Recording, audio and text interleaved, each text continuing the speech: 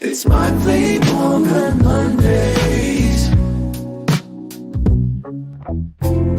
It's time for the secret handshake.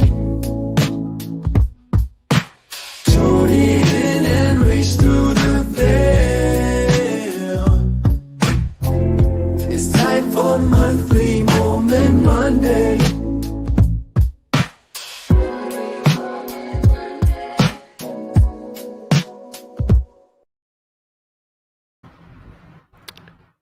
This is an especially spooky edition of Monthly Mormon Monday. It's the October Special, and we're going to talk about Mormon Witchcraft and the connection between Joseph Smith and Salem Witch Trials and magical talismans and a surprise, something new that Heidi's going to drop that I don't even know about. So she said that she wasn't going to tell me behind stage. We were talking for a while. She wouldn't drop any of it. She's like, it's going to have to be a surprise on the show. So this is Heidi Love. I'm Paranoid American. What do you got? What's the Halloween surprise? Oh man, do I have some stuff about Salem for you. And I love the research that I find when I don't mean to find it. That's like the best, most favorite kind of research, because I was just researching for a spooky season show.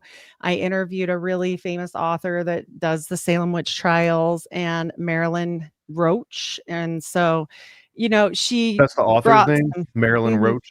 I think it's Mary Ann or Marilyn. I can't remember how she spells it different. But yes, last name Roach. She does the six women of Salem and 6 men of Salem coming out soon. So I like to shout her out because she has been doing this research for 27 years. And I even told her something she didn't know. So I felt kind of proud. I was like, and I'm going to share it because I'm going to share my screen soon as we get into this. Okay. All right. Well, I mentioned that this won't be a complete rehash or anything, but for anyone that's not familiar, one of the most interesting parts, like again, Mormonism is so weird. There's so many things you're like, oh, by the way, did you know that Joseph Smith was married to the widow of Captain Morgan, the guy that spawned the anti-Masonic party? Okay, what a weird, interesting coincidence. Oh, by the way, did you also know that he is a blood relative of someone that was an instigator, a key player at the Salem Witch Trials? And we've talked about this before, and you mentioned that one of your interpretations of this is that it's almost like, hey, look, she's a witch, and she's a witch, and just start throwing some accusations because he was the witch, and it's better if you kind of like put the blame on everyone else as like a misdirection. So that, I don't know, is that canon? I don't think the church agrees with that particular interpretation. Well, I definitely think they'd rather us steer clear from Massachusetts, all the way clear. They always say, like, if you talk to anybody, like if I asked you, hey, where did all the stuff happen with the Mormons and Joseph Smith originally? You would probably say, do you know? I don't know. New York, right? Palmyra is their like holy grail. Isn't Elvira around there too? I don't know about Elvira, but Palmyra is there. And so people want to, basically take their whole past life and say, oh, it just started over here. No, it didn't. That's not what they're from. And so I started doing, what I do best, doing a little genealogy research. I guess it rubbed off. My grandma was a genealogy Mormon missionary. How gross is that? So yeah, I guess following in those kind of footsteps. in their, it's literally, no pun intended, it's in their blood, right? It's in Mormons' blood to be obsessed with genealogy. Absolutely it is, because they need to do necromancy, and they can't do necromancy until they get the names. They need the names, even your name, even your family's name. Don't matter. Is that true? I've never heard that. It makes sense. So you need to know a dead person's name in order to perform necromancy with them? So we need their name, their date of birth, their date of death, where they lived, and where they get married. Okay. And all you're talking about the Mormon baptismal baths, right? Not just that.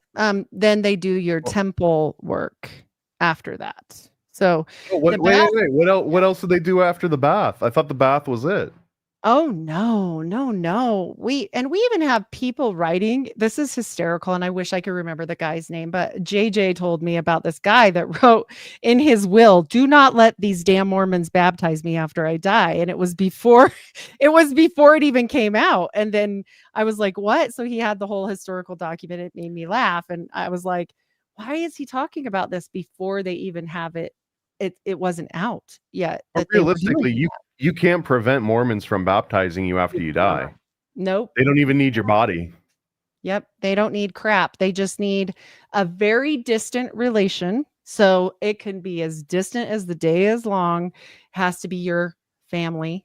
And if you're part of that family, even if it's a step family or whatever, they're going to baptize you and then they're going to seal you to your spouse for time and all eternity. So I hope you didn't hate them. And then they're going to seal your children to you. And then they're also going to do your temple rites. So that's all the things they do. Can they undo any of that? I mean, technically, no. Technically, I'm still married to my first husband for time You and all. can't like say it in reverse or something and like undo. What if you accidentally seal the wrong kid to the wrong parent? Like someone Oh, flubs the paperwork. right. It could be that, but usually they'll just say, "Oh, God works that out in heaven." And I can have another guy if I want to get good into the church and I want to go back to the temple. I can have somebody step in for my ex-husband and be his proxy. And now they just switch places. It's like you don't, yeah, it's weird. But And if so, God works it all out in heaven anyways, why the hell are we doing his paperwork for him? yeah, I don't know. I don't know. They always have a double-ended answer to everything. It's very, Okay, I hope we're not I, manning yeah. Mormons here too much right off the bat. I love it. The fair article on the Bigfoot story was my favorite because they were like, "How gullible do you people have to be to believe that Cain was Bigfoot?" And then they go, "And anyways, he wasn't even there." And so I was like, "Wait, what? Did you just say it, I thought he wasn't a thing, but if he was there, it's not important because yeah, no." And then they go about some other way of explaining it. And I was like, "Wait, no.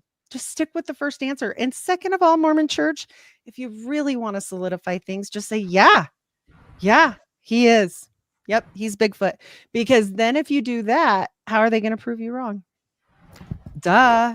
Get a new Well, PR. honestly, it's another selling point that they're leaving on the table, I think. Because Right? if they came out and they said, "Look, we're also the religion," you know, the whole pork, it's the other white meat campaign. It's like, no, it's not. Right. That's not really white meat. It's Right. still red Right. meat. It's just a marketing campaign.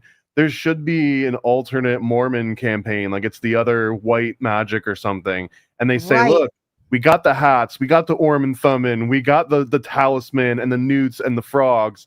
What are you going to do about it? It's a magical time. And we believe in Bigfoot. We believe in planets. We believe in interdimensions. We believe in reincarnation.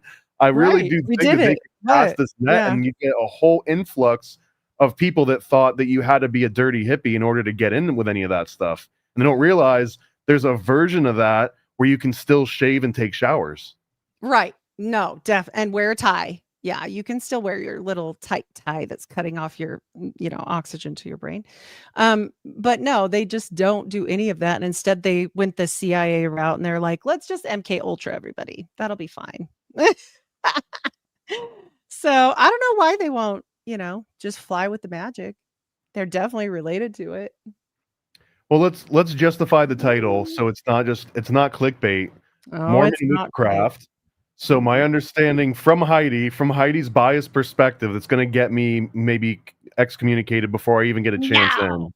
But no, they'll just be mad that at me. I'm not but even let me- excommunicated. So no. so correct me or build on to this if I've got any of this wrong. But that early Mormon beliefs were essentially American folklore, all kind of bundled up together. It was like occult folklore, like Well, folk magic. they definitely like to say occult magic. It's kind of my most unfavorite thing to say because it's really Solomonic magic. And, we're going to look at the family from Well, this it's occult, place. no? Yeah, it's more occult. It's way more occult than folk magic. It's a different branch. But I mean, it sounds better. It sounds less scary, right? Solomonic magic sounds like, ooh, spooky. But Is this magic, true, eh. Heidi? Am I not going to get in for having horrible connections in my past, or what's my Oh, you're best gonna get chance of getting baptized. in? No, if you get baptized, it's all forgiven. You get to have one Well, I don't chance. like. Why do they care so much about the baptism? They can just do it after I die. Like, why do they need me to do it now while I'm Nah. alive? Yeah, I mean, you gotta work that out with somebody that you know and get that snuck in if you want to go that route. But you are a menace to society because you don't have a wife yet. Remember this. Okay, is that like make you That worse used than a to be. criminal? No, it used to be the thing, but it's not anymore. But I still think it's funny. And you used to have 3 wives or not go to heaven. The FLDS still believe a lot of this stuff. So it depends on which branch you go to. Depends on if you want to be Amish or not. You want to be Amish or Are no? there? No, there's a lot of work involved in being Amish. You're like raising barns and stuff all the time. Right, yeah. Are there secret polygamies in like because to be Mhm. official, like outwardly polygamist, you got to be kind of living against the law. Some of them go to Mexico, some of them go in like these little cult compounds where like they kind of know they're doing that, but they just Yeah. don't feel like dealing with it. But are like how frequent is it in just a normal neighborhood that one guy just has 3 wives and they just aren't like they kind of hide it a little bit? Oh no, 100%. No, 100% that's happening. In the FLDS, that's basically how they do it. And they did it so well. And they did something called bleeding the beast. And that's where they were getting paid out, a lot of welfare checks and food stamps and stuff for these other wives because technically, by law, you can only be married to one wife, right, at a time. So these other ones are single ladies just having your babies. And they did that for a little while. And then the government didn't think that was very funny. So they got in trouble. Yeah, they still, they believe, we're going to talk about the white horse prophecy sometime. And if I were a person that had never been affiliated with Mormonism in my life, I don't know that I would trust anybody that was a Mormon in that capacity because What capacity? in any kind of governmental capacity, because they're going to be loyal first to the church, period. That's the way it works. And they're going to tell you to Yeah. do whatever you want to hear. Yeah. Okay. I mean, I see what you're saying, and I agree with you. I would say Yes. maybe that we could find a system where it's built in that people that are part of government are going to act in their own self-interests and against the interests of the great, and that you just have something that counters that like just the same way that capitalism is an imperfect system but it's great because it incorporates greed, like it's built around greed and not in ignorance of it. So Well, maybe there needs to be like a government that let's understands that people are going to like turn into like little cabals and try and run things. let's review something really quickly before I go into tonight's presentation. Let's review something called the cult of the black sticks, okay? And Of the if who? The who's people what's? The the black cult of the black sticks. And this is important because of what we're talking about currently. And what this is they swore an oath when Joseph Smith died that they would not only just go against the government, but they would get them back. They would get back the government and then some. And these people that swore into this cult of the black sticks got the coffin canes that were all bloody and disgusting from the coffin bodies rotting away for months and months. And then they took them and they made them into canes. And funny enough, they're oak canes. I've been doing a lot of studying on the golden bough. That's been really helpful to me. And I find it fascinating that they made these oak canes and then they took the hair from the brothers and put them in the knob here. And these are real. You can go see them at the Church History Museum. Thank you, Christopher Anti-Dumbass. We appreciate you. I didn't even see. Sorry. But yeah, so you can go do that. But they swore an oath to get vengeance against the government because of Joseph Smith's death. So would I trust that 100%? I mean, the canes of martyrdom. I just don't know. I don't know. I don't know. Maybe I kind of commiserate. Like I've got some bones to pick too. I'm not going to say I'm anti-American, but I feel anti-government. Yeah, but to a point where did you build an office in your house for when you become president? Like, They did that at the temple in Washington, D.C. In fact, they made a complete replica of, the Capitol's presidential office so that when it's Really? time, yeah. Wait, so have you ever heard of Nathan Fielder's The Rehearsal series? I've not. Okay, it's actually a plot line, and it's like a reality comedy show, See, but he stole it wants from to Mormons. go and talk to the House of Representatives, and he recreates that little room that you go in, and he practices over and over what he's gonna say to like this board of people. But you're saying the Mormons did this hundreds of years before So the TV many. show? Oh, yes. Oh, yeah. It's one of these things where we see it and we go, okay, what's happening here? And do they still have this, right? And what is ultimately the goal? But now we don't have to worry anymore because they're so intertwined with the government. We're screwed. If that is really the case, they're going to run this bitch. So it is what it is. Do I think they'll run it alone? No. They started making loans under David M. Kennedy to the Vatican, and that's why they're chummy. And I'm on board with you. I'm not even kidding. I really think that if the Mormons and the Vatican teamed up, and it seems like they're at least peers now, right? They're like co-workers, or at least they are associates in some way. So they're not necessarily combining forces yet, but if they did, man, I don't know. I feel like they would have all of the religious mysticism kind of covered, at least mainstream wise. Let's look at Mormonism and Scientology. They're not going to have any arguments. Not at all. Let's look at Islam and Mormonism. They're kind of the same. Wait. How does Islam and Mormonism work together? Well, you go back to the Sufis, right? People should do history searches. This all goes back to magical orders and, Templarism, and ultimately clear back to Babylon. And we always know it does. But, nobody's left behind. They heard the slogan, leave nobody behind, right? And they invited them all to come. And everybody says, oh, one day there's going to be a one world order. And I'm like, you're late to the party. They already have it. And I think they're just waiting for the moment where they're like, ta-da.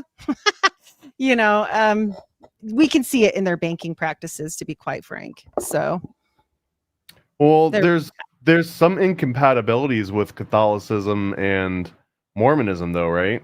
Like, for example, I don't think the Vatican. I mean, what do I know, right? I'm on the outside looking in a little bit, but the Vatican has still explicitly banned Freemasonry, and Mormonism arguably is like a branch of Freemasonry under a big enough umbrella, right? They don't. They used to outlaw it in Mormonism, but they don't anymore. You can freely join Freemasonry. Well, I mean, that's kind of silly though. Like, Mormonism is Freemasonry. I know. So to say that you can't, but it used to be not, because they were like. I get it. But the Catholic Church is still that. Technically, on paper, you're not allowed to be a Freemason. So I would think that if you're a Mormon, you're kind of like a proxy Freemason, whether you want to be or not. Yeah, you are. You're like at least 0.5% Freemason, no matter what you want. If you went to the endowment ceremony, there's no taking that back, right? So technically, you're it's in. incompatible. Yeah, you're somehow in, and even if you don't know you're in, I mean, I guess that counts. I think that's unfair, quite, but and that's my whole reason for blabbing so much, is not because I'm mad at the Mormons. People always say, oh, you hate the Mormons so much. I'm like, listen, I don't hate the Mormons. I just think it's unfair that they don't tell the truth. And I think that's okay. I don't know. People have a hard time with that, but I don't. And where did it all begin, right? Like, who saved the Mormon church when the Mormon church was going under? The Rothschilds did. I've never heard that before either. There's a lot that I've been learning. I've been a busy girl, but amongst this busyness, I ran smack into Salem. And I think it's really weird that they want you to believe that these people were poor farmers with no means and their family were no one. Does this look like the house of a poor farmer back in the day? We're talking old, okay? Before, like, the grandpa was born in 1666. Isn't that fun? 1660. I think that's not his fault, though, right? No, not at all. But it is curious, but we're talking old. This house is pretty nice. Like, I'm saying this is a pretty nice house. And this guy, I mean, here's a better picture of it before it got old, right? So what is going on? Like, why does he have land and a really nice house? And by the way, when he signs his name, guess what he puts at the end? Esquire. That's right. That's not a dumb farmer. Okay. This is the silliest thing ever. And then he has a son that is a captain, Captain Samuel Smith. And so we're looking at all this going, wait a minute. This is literally Joseph Smith's father's grandpa. Okay. So why are they trying to hide that these people are from not Salem? No. We couldn't be from Salem. It's Salem, but it's Topsfield. Topsfield is in the Salem lines right there. And they were involved very much so in this whole Salem witchcraft trial. Okay. And then I was like, well, whatever. Maybe, it's just a coincidence. I mean, who is this guy? Right. I got to figure this out. So of course I did. I tried to figure it out. No, I didn't figure it all out, but I found out some stuff. So when Samuel Smith was born, 26 January, 1666 in Topsfield, Massachusetts Bay Colony, his father, Robert Smith Jr., was 40 and his mother, Mary French, was 31. He married Rebecca Curtis in Topsfield, Essex, Massachusetts Bay Colony, British colonial America. And they were parents of 2 sons and 7 daughters. He died 12th of July, 1748. Okay, so we definitely have, this is straight from like the Mormon websites. There's no ifs, ands, or buts like that this happened. But this is, just to be clear, he couldn't have been a Mormon because Mormonism didn't exist yet. Right. But they were very interesting. And we know that through his Uncle Johnny and these people are very, they're not your average churchgoers. Okay. They're called, why can't I think of the name right now? Where they believe in like sort of everything. I'll remember here in a minute. Unitarian? And no, it's more controversial. I'll think of it in a minute, but they were kind of on the outskirts of the norm. Okay. And they're very involved in this whole situation with this woman named Mary Easty. Okay. And anybody, or Etsy, or it's spelled like a whole bunch of different ways. So we have to figure out like, well, why does this even matter? Like, why is she even talking about this? Okay. Well, Samuel Smith, he has this interaction with this woman that was in the last group of people hung, period, in Salem for witchcraft. He was one of the people that literally put the nail in her coffin because he was one of the few men that testified against. So it's interesting to me that Samuel Smith, who got into an argument 5 years before, so this dude holds a grudge. This is a grudge holding man. Holy cow. He says when he was returning home, he suffered a blow to his shoulder from an invisible force and then heard a nearby stone wall rattle. So it must have been a witch. And it definitely was Mary because she said he was being, quote, rude. That's it. And I mean, I'm just saying, the Smith people have been involved in multiple things where they weren't exactly careful with their word choices. I mean, let's be real. Tarred and feathered, thrown out a window. I mean, whatever. It's fine. But what I'm saying is they were people that spoke their mind. So yeah, he probably was rude. So this Mary Easty, she literally gets hung over this situation. Even though she was once found innocent, they got her out, and then the girls started saying again, oh, she's doing this again to us. She's doing this again and again. They didn't have double jeopardy laws back then, right? Yep. Nope. They put her right back in and back she goes. And so I find it really weird though, that like the Samuel Smith is involved in this. Okay. But that one's weird enough. Okay. That one's a little bit strange enough. But then we get to the second part of it, which most people don't even know, is that Sarah Wilds was the second wife of John Wilds, who just happened to be the former brother-in-law of John Gould. Well, Gould is all over the Salem Witch Trials. If anybody knows anything about Salem Witch Trials, you guys know that this is like one of the main names involved, right along with the Putnams. Okay. And the Goulds had been fighting for years back and forth over land and inheritance money. And they just happen to be the parents of Priscilla, who marries Samuel's son, the next Samuel II. So they are literally family. They're literally family. And so when you look at this, and I'm not just going to say it, I'm going to show you guys the actual document from the Salem Witchcraft vaults here in just one second. But it's all laid out right here with their initial names and then how they changed and how the marriages were and everything, because it's important, right? The Smith and Town families had 7 marriages between 2 families from among their children. So it's not like they just knew each other a little bit. They're tight. Okay. So he's literally not only a part of accusing somebody that was innocent, he's a part of accusing his own family. And so this is why I dare say they don't want us looking at Massachusetts whatsoever. This is the actual deposition and the legal paperwork, as you can see at the bottom, from Essex County Court Archives, which it shows everybody down at the bottom there. You guys can go look it up yourself if you like. But Mary Eastie was a very interesting person, as in she was one of the few people that actually brought to light that they didn't have any representation. And she wrote a petition as a woman. And that, I mean, back then that just wasn't that common. And she wanted to let everyone know she was innocent. Her sisters, one of them had already been killed, and they went after the whole family. And so, you know, we know that part of this is over being a land. witch, she was killed. They were all hung for being witches. Yep, these are actual women from the They Salem. sound. I don't want to say, but they sound guilty to me. No. I don't want to pass judgment, but well, I'll say that same family. I don't know. She was super pious. She was known to be part of the chosen and elect of the church, because back then there was only so many that were chosen that were going to be saved, and the rest kind of had to go to church anyway for no apparent reason because they weren't saved, which was weird. But if you didn't go, you're in trouble.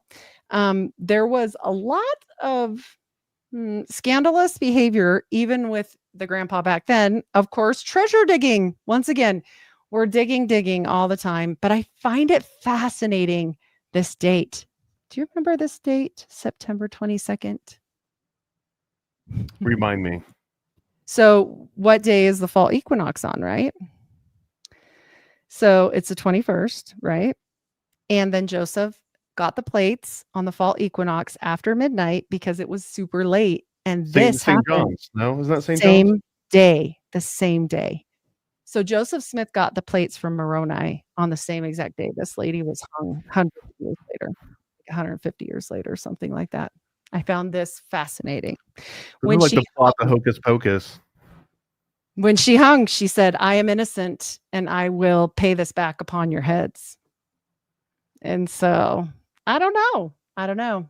Her petition did stop the actual hangings from continuing. She even gave up her life and said, "I understand that I must die, but I beg you to stop using spectral evidence against people," because she wasn't accused, only her specter was. So her spirit basically at nighttime that That's rough, man. roaming around. What do you do if your spirit goes out and commits crimes and you're just asleep? Like, how are you supposed to stop your spirit from committing crimes? I mean, right? I don't know. I guess you got to chain it up. I don't even know what to do. How do you even do that, though? Yeah, who knows? I don't know. I guess you got to draw a magic circle and you're accused of witchcraft. I don't know. Yeah, it's funny, right? The only thing that can help you is actually witchcraft, so now you're kind of screwed. I think it's actually funny because we also know something very interesting, right, about witchcraft trials at that time. Who were often the accusers were the alchemists that actually were practicing forms of magic. So what did they know about each other's families? Did she threaten them? Did she say, "I'm going to expose your little treasure digging baloney and your magic circle Solomonic magic of the Sufis, Mr. Smith"? Treasure digging, like how would treasure digging be leverage over someone? It's not like treasure digging is illegal. They were water witching with it. They were using divining rods, and they were drawing magic circles with all of the Solomonic seals. That's how the father did it as well. Interesting enough, also the knife, the Atame that we have from Joseph Smith Sr., it has a black handle on it, and that's very interesting for magic. And I'll show that again. We can do a little bit of our backward there, but I wanted to show this new evidence because I thought it was fascinating that she basically said, "You're going to pay for this because I'm innocent." Joseph gets, screwed in I'm the not end. even kidding. I can think of at least like 6 different movies about witchcraft that start this exact way, where there's a Right. scorned woman that's not really a witch that curses a town or curses someone in the town. And you're saying, did she scorn the Smith family directly? She scorned them all. She said, anybody that was involved with this, I am innocent and you will pay. Okay, Because so that God includes knows the Smith that family. I am free. Yep. She used the words, I am free. And even she was smart enough, I guess a lot of people would be talked into, oh, well, didn't you just do this? Didn't you just do that? And she said, no, I never did. And they said, well, what have you been doing with the devil? And she said, nothing. I prayed against him my whole life. So she was really eloquent the way she spoke. Like I said, the first one to make an eloquent petition. She stood up she sent it to the governor at this time, which, by the way, this Rebecca Nurse, Mitt Romney's descended from her. It's bananas. I mean, I couldn't make a better story if I tried, which is awesome because I don't have to try that hard. It's right there. I want to say that's actually real. That's such a smart tactic, is to deny. Like, never, don't even give it a little like nano inch of space, right? Because I learned this the hard way too. When I was a little kid, I remember it's the hard way that I got into a fight and no one saw the fight. But the kid went and like told her afterwards. And since there was literally no witness, it was just one person's word against another person's word, and they went and like told the principal and everything. And I was just like, nope, didn't happen. This guy's making it up. He probably just fell down, like whatever. And then finally the principal was like, well, is it possible that, and then he made up like some hypothetical scenario where like the other kid tripped on my leg. Anyway, long story short, I was just like, I don't know, I'm in school. They're always talking to us about everything's possible and anything's possible. And I was like, I don't know, I guess it's possible. And man, it was the worst thing ever. And I immediately got in trouble and I got like suspended and everything. But I learned a very valuable lesson that day, and that's that like you never give an inch. Like if they don't have you on it, then you don't give yourself up on it. I guess not. And I mean, but unless the ghost finds you. But who's the ghost gonna tell? I mean, maybe she pushed him out the window. I don't know. I'm just kidding on that, but so these are it is ghosts that can interesting. physically manifest. I don't know. I don't know what ghosts can do, but so many people have been speaking to dead people. Like, I just recently learned the guy with the Philosopher's Stone was speaking to an angel. So who knows? I don't know. Whatever. Flamel.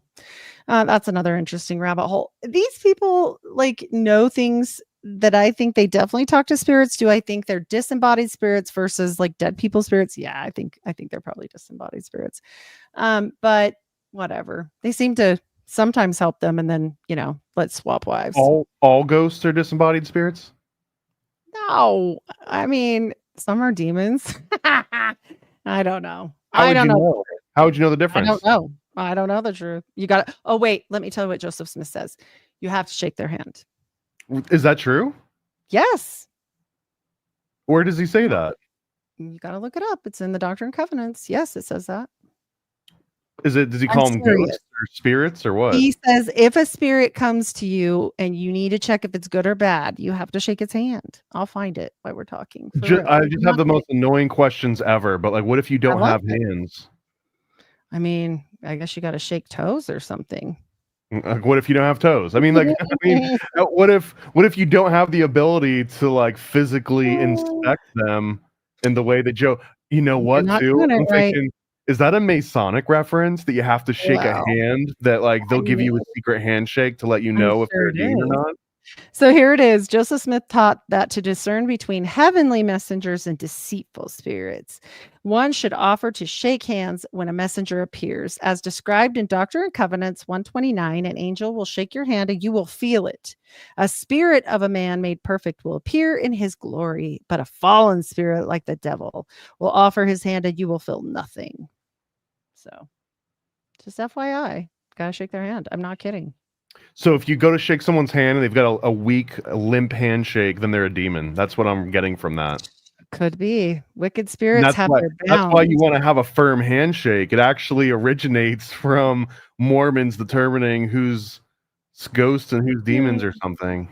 I'm telling you, Doctrine and Covenants 129. It's right there in black and white. He says it is. Is that still canon, or has that Yeah. been like? No, it's in there. Yeah. So if you went into a Mormon church, like It would any take you regular in Mormon that. church, you could open up the page and talk about shaking hands with ghosts? Remember this. They're always going to be like, what? Do you want us to come to your house on Saturday to help you with your prayers? No, they're just going to redirect. They're the best at it. They're so good at it. Or they'll be like, what did you say? I got to go. I heard my phone. Like, I'll be back. Actually, my old neighbor, he was an ex-missionary and got sent home early, not because he did anything bad, because of the vid, right? The 2020. And he was a mission leader president thing. And he said, oh, and I asked him, what do you do with these hard questions? Like, what happens if somebody starts coming at you with ghost stories or something? And he said, oh no, we just have our phone and you type it in and it just comes up with what you should say. So they're like tech support. Yep. They have tech support. There's like a Mormon app apparently that's really, I think we did an episode on like the best Mormon apps, and it's like the most popular one where you look up any hard question or independent thought that you might have, and it's like no you were wrong for thinking that, and here's why, and here's the answer. Redirect. And this is why I say with the treasure digging, they might have gotten in trouble, because this is the sketch per verbatim Willard Chase's affidavit, not just some whammy bamby story. This is like a legal document affidavit, and he recreated this as far as how he described, and then they artistically drew it. So this is the stuff that's going on when they're looking for treasure. So do I think that possibly Mary Eastie might have pulled a flex and was like, you better cut it out? Like, maybe so. I don't know. She seems sassy. She seems real sassy. So maybe she got sassy back. Who knows? We'll never know. She got hung. So on the day. Is this known or allowed to be talked about? This particular They're not going to know. You could talk about it, but nobody's going to know this. I didn't even know this. In trouble if someone overheard you in temple, like, oh hey, did you ever hear about this thing? And they're not even being derogatory. They're just like, hey, did you hear they went treasure digging and they lit a fire? Or would someone be like, you never bring that up again, or you're kicked out of here? I think they would be more, they never are that. They're very passive aggressive people. So they would be like, there's better things we can talk about. Let's edify the prophet. That's how that's going to go. Yeah. I mean, I don't know. That kind of is edification. Like, you're telling me my God, my prophet is freaking Indiana Jones. That sounds pretty cool. How come we haven't talked about that yet? I mean, here it is. He's got relics and everything, magical stones and papyri, and he knows things. He's got his magical talisman, and I'm ready. I'm ready to sign up. I swear to God, I'm ready to sign up right now. Just remember, they don't know any of this stuff anymore, so it's kind of boring now. It's not as good as the Quorum of 12 does, right? Or do you think that even when you get to the Quorum of 12, they still don't have full insight on this?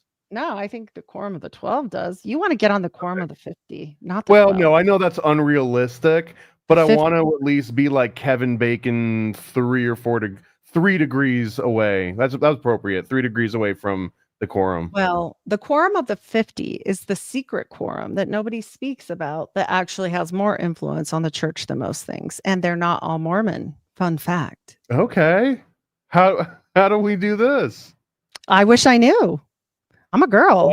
I don't want to be Andreas. Texas, but I don't think you're allowed in the Quorum of the 50. I just got Andreas. Andreas. Well, I don't know. They let a lot of people on. Do you have a railroad? They let people on on the railroad. Brigham Young liked to make deals with the railroad guys. That's part of the money. Or maybe a lot of women. I don't know. We got to have a flex. He shows extra. I got 50 women. Don't ask about how old they are, but I got like 50 of them. Probably. And then, we just look at all these things that, they've proven time and time again do not just come from magical stories. They're coming straight from Francis Barrett's The Magus. And so when we talk about this stuff, we have to know that it wasn't just folk magic. It's just silly. The Jupiter talisman comes straight from the whole Solomonic, the lesser and greater keys of Solomon. Like there's no argument there, period. I mean, I don't understand why people have a hard time with this. And it gets really interesting because, if that's But his the God. debate is just that he didn't actually have this, right? It's not that No, this he is had not this debated. and these aren't Nope. Enochian magic. No. Nope. This one's a good one. This one's that they know that it was his and they're like, folk magic. What do you do? This one was The proven. Mormon church, right. the LDS church admits, yes, he had this talisman and here it is. Yep, because they say that it was one of his most prized possessions that he owned. Okay. His wife reclaimed it and had to identify it, and it got handed down through the family. Yep. Interesting. The parchments, no. How do you claim this and then not claim the hat, though? This seems way more damning than a hat. The hat was like, yeah, what about the hat? But then the stone, it's all the whole necromancy business, right? Also, recently on a podcast I was listening to, and I do have to do a little more research about it. Somebody actually, I'm just minding my business, listening to things about Martinism, like one does. Okay. And this lady flips out and says, and Cagliostro was a complete influence on Joseph Smith, the Mormon. I almost dropped my coffee. I was like, whoa, what? I knew that, but I didn't know you knew that. Why do you know that? I just figured, but I didn't know. She must know. So I definitely want to see if I can talk to that lady. Well, it seems like it would be self-evident, right? Because Cagliostro is the one that he was sort of like an early Crowley in a way, where he's popularizing especially Egyptian magic, which is kind of Joseph Smith's favorite thing. But here we have this problem of no, it's not that. It's never that. Even if you read Dan Vogel's work or these other people's work that are anti-Mormon and they're telling you all the magic, they're like, but it wasn't that. It wasn't Mizraim. Nope. Look away. It wasn't that. And I'm like, yes, it was. Yes, it was. It's Martinism.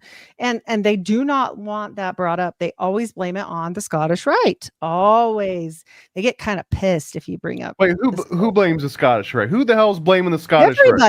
Everybody. They blame true. bro. You should freaking, you should be like, this is some French peep over here. No, I know you guys are French too, but I'm just saying you should be like, it's older, at least, I don't know why they get so weird about it, but I will tell you 100%. They do not like when you bring that up. They're literally writing the book and they're like, and it wasn't the Mizraim. Well, so my understanding is that the Mizraim Memphis is basically like a French take on Egyptian occult, like Western Egyptian occultism. And then the Scottish Rite is like the American version, but it's not really centric on Egyptian. And then Martinism is kind of like a European version of all of this. So you've kind of got like these three different approaches at occultism, but they have their own interpretations of everything. Well, we've got Cagliostro, who kind of links up with these other ones, right? And we've got Willermoz, and then we've got Saint Martin. So they all three made this Martinist order. And it's a Kabbalistic arts. It makes complete sense. Why was Joseph Smith trying to learn Hebrew with this guy that he knew that spoke Jewish and converted over? I'll find his name. But I'm just like, no, this makes way more sense. It's older. I'm pretty sure it came over with his good friend Lumen Walters. Oh, Lumen. Okay, Lightbringer. Got it. But they're a practicing order. The problem is he was named that. He changed his name. Okay. Maybe it is his fault. Okay. Yeah. And so when we talk about Martinism, and nothing, to dog on any of these organizations, you can do whatever you want to do. Don't hurt kids and dogs and, innocent people. But if you want to go do whatever, I don't care. Stop lying to people. That's all I care about. But here's the thing. I just think it's interesting that every time somebody hits on this and is like, and I think this might fit better, they just, no, it's not that. No, look away. And they're practicing Solomonic order. So when we talk about practicing, this is the stuff they wear, and they practice magic. Like, they don't just learn about it. They don't just read some stuff. They practice. And interesting enough, on the fall equinox, they believe you can go out in the middle of the night and talk to spirits. What did Joseph Smith do? I don't know that. And they do it in the spring too. So Well, does that What? mean he's a Martinist, or does that just mean that the Martinists and Joseph Smith both knew about this rule that applies on the spring equinox? Because either that's true or it's not, and if it's true, then knowing about it and doing something about it wouldn't make you a Martinist, right? It would just make you Well, aware of the spiritual rules. isn't it fun that this is also a intermingling order that they can have women join? And what did Joseph do? I'm just saying that there's a lot of lines that we can look down and say, oh, that checks the box. Scottish Rite, Freemasonry, not so much. You have, different factions there for the women and men. Keep it separated. They're not coming together and doing this stuff I don't together. even know if there's a female version of Scottish Rite. I mean, there's Eastern Star for Eastern regular Masonry, but I don't know if there's like a I guess a that doesn't female. qualify. Yeah. It's But no, that's the yeah, most. it stops short of all that. Like it's more generic than Scottish Rite. But it's the closest thing we have. And that's why I say it just doesn't fit. The timing doesn't fit. None of it fits, but this does fit. And Well, also there is just to co-masonry mention, in the States now. Just FYI, in case you're ever really, really curious, you too can join co-masonry. no, I already was there once. I did that on accident. Yeah, that's right. Whoops. Nothing against it or anything. I just, freaked me out a little. And the thing also that we have to look at that's very interesting when we look at the Putnams and also this other the Christian minister, his name is Paris, I think, or I'll find the name, but he's the Christian minister of Salem at the time. And it's Paris because I thought it was Harris. He has slaves with him. And guess where they're from? They're from Barbados. And guess where we know Cagliostro went studying about, right? For some of this. He went, it fits really. I don't know. I just think it fits really well. Well, what's the connection though? What's the direct connection with? Well, it's not direct. But what if they learned the same thing, right? Like, what if this was spread through those people and they knew because they had actually made a witch cake? Do you know what a witch cake is? I'm going to shut this. Is this like okay, well, describe it. I don't want to say something even more gross than whatever you're going to say. So. Yeah, we can just remove. Is this like the unholy Eucharist of like a black mass? Yeah, if you can take that out, but like not like completely bounce it, just in case we need it again, like to remove it. Oh, okay. Yeah. And I don't know. Okay, so it's what they would do is they would have a cake Light, made. yeah, that's what it is. Yeah, it's gross. And they would make it with urine and they would feed it to the dog. And if the dog got sick or started acting cuckoo, then you were a witch. Okay, well let me ask you honest question. Do you eat a cake of light or do you eat a cake of witch cake? I think you're safer. You take a little bite of both. Oof. I wouldn't take a bite of nothing. Give it to the dog. But they also hung dogs and killed dogs at this thing. I'm telling you, that's just not right. It's terrible. Well, honestly, man, if you look, it wasn't long before the 1900s that treating a dog like it was literally just a utensil inside your house, like a tool inside your house.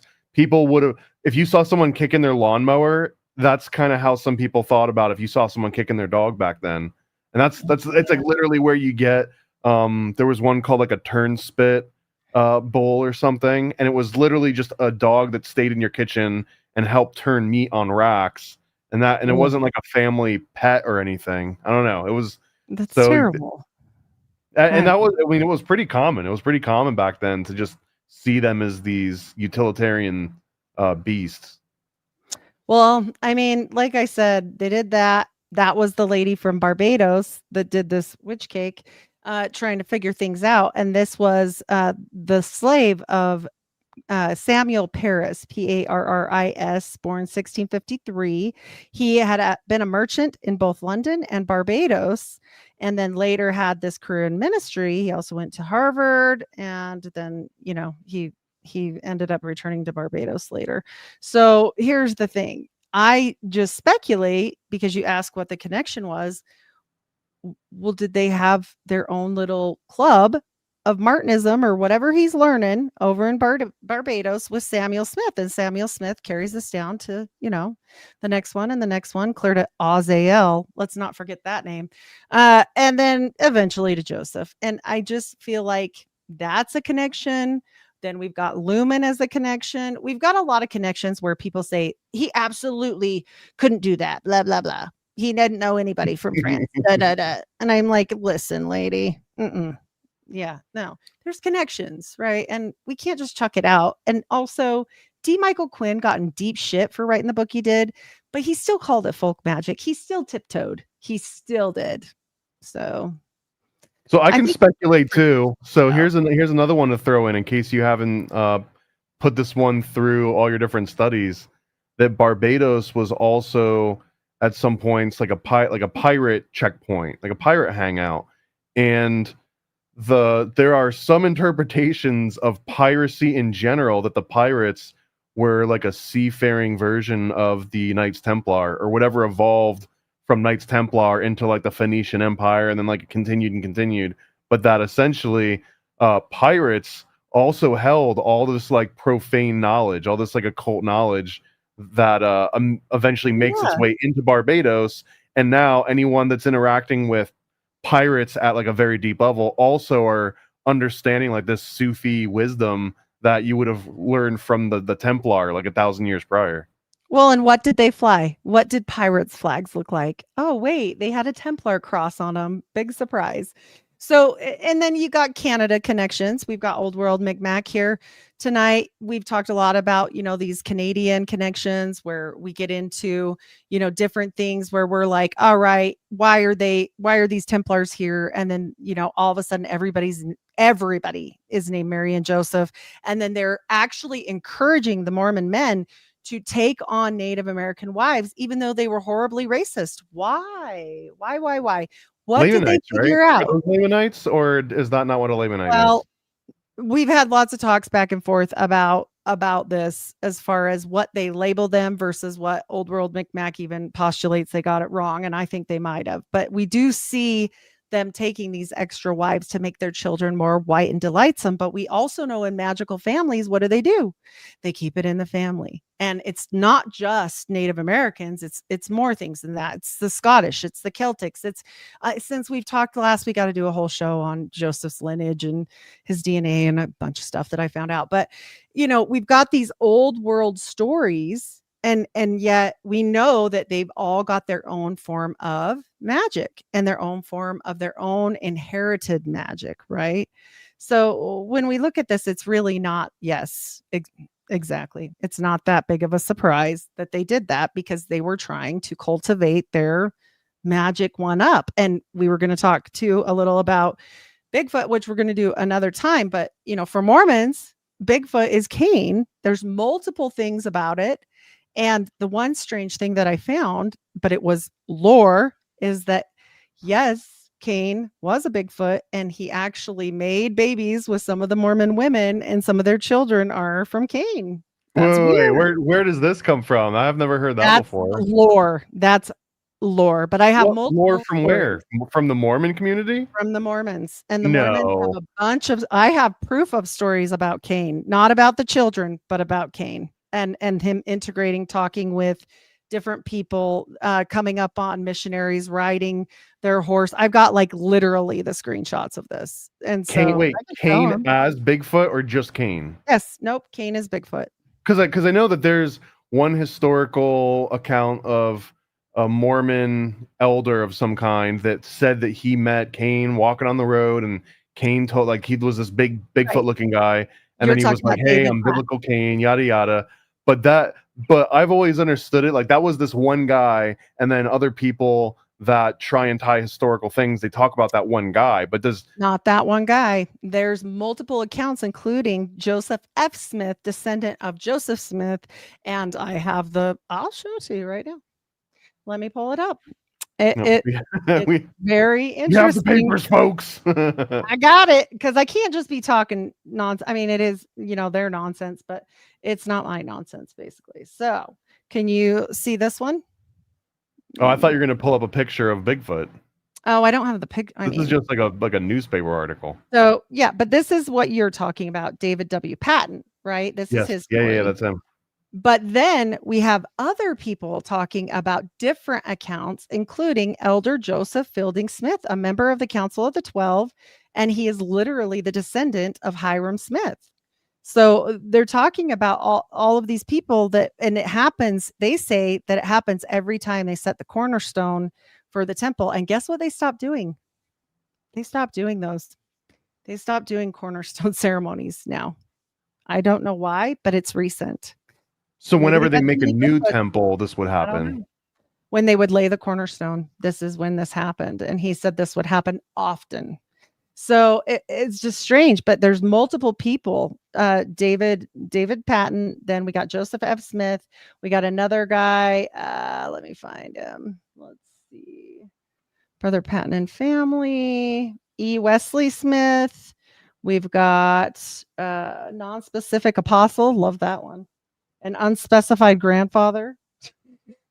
I mean, they just, yeah. There's been multiple people that have said that they've literally talked to these things and that they're Mormon Bigfoot. Yep. So, yeah. If there is a Mormon Bigfoot, that would imply there has to be a Masonic Bigfoot. And guess what? Guess who else brought it up? The prophet of the church. And that was Ezra Taft Benson. And he wrote a book and it was called The Miracle of Forgiveness. Don't read it if you really want to be forgiven. It makes you sad. It should be called The Unmiracle of Unforgiveness. But whatever. They used to give it to us, when we were young, whatever, like behave yourself or else this could happen to you. Maybe you'll be Bigfoot. No, not that. But he did mention Bigfoot in there for real. So What would happen if you were bad, according to this book? well, two ways to interpret it. Either you turn into a hairy Bigfoot or you turn into a black person. That's fun. No wonder they wanted to hide that. Yeah. So And what is this called? Yeah, the miracle of forgiveness. It's The miracle of forgiveness. And yep. you give this to Mormon children and it tells them if they're bad, they turn black. Not anymore. Not anymore. This was in Did you get it when you were no, okay, so this like predates even 60 something. Yeah. So, and people are bringing up Merovingian, absolutely, that we need to have a talk about Joseph's DNA and the Merovingians and some stuff I found that way too. And so, yeah, there's a lot of weird stuff there. I don't know. It's weird. It gets weird. It always does. I just can't understand why every time I'm trying to listen to some other podcast about none of this stuff, there's a Mormon, I'm like, oh, of course there is. Why? What? Why are you here? Well, yeah. I was telling you after, like, I'll send you some text back and forth about a show that I did with Jamie Hanshaw. We were talking about like Disney and Mormons, and I was like, let me just brush up really quick. I knew that there were some things. I felt that the movie Treasure Planet felt like it was kind of a Mormon movie, and man, it blew my mind because some people blame certain religions for like controlling Hollywood, and it's like they're only this % of the population. Let me tell you something. That Mormons in Hollywood, there are more Mormons in higher places of power and decision making, and it's a smaller demographic than any other small religious group in the States. It's 2%. Forget about Mormon. Forget about Hollywood and go to NASA. That's even more fun. Go to NASA, go to Vegas, go to the CIA, go to Disney. What was blowing my mind is that we wouldn't have any modern Disney movies. Snow White, Pinocchio, Mickey Mouse himself, DuckTales, all of the Fantasia, all came directly from Mormon. What is it all about? It's all about magic. It's all about magic. What is it all about? Right. You're right. And they and why was what's his face? Why did I forget his name right now? The main space guy. Werner von Braun?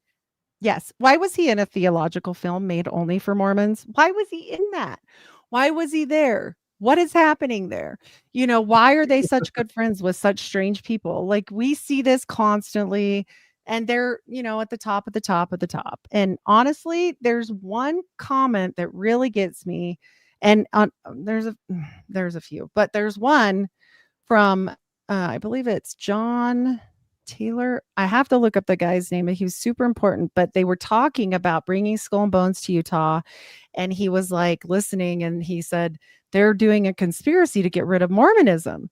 And so they were saying like, now we're in, we just have to now make them like us. And so it's like a different branch of Mormonism. And they got rid of a lot of the people that believed kind of a different way, which is where we see this split with Brigham and Joseph. And me and you've talked about this a lot, you know?